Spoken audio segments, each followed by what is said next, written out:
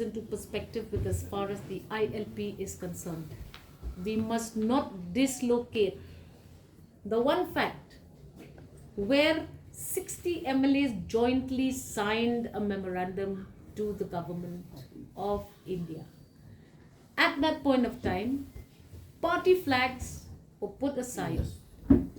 All leaders in the Legislative Assembly put forward their agreement to have the implementation of the ILP.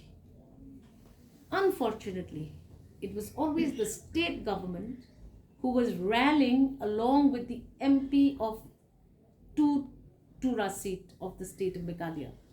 Now I will join hands with the government, with Tura MP and myself, and believe me, we'll make a ruckus. They have to take a decision. I can tell you one thing.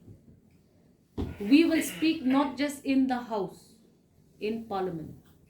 We will create and generate a focus on this agenda. We have sat across the table. I have read all of the follow-up dialogues and discussions that the NPP, MDA1 had with stakeholders. I have read the report thoroughly. I know what was being said then. We will follow through on the ILP agenda with the same spirit. We cannot move away from what was discussed with all stakeholders.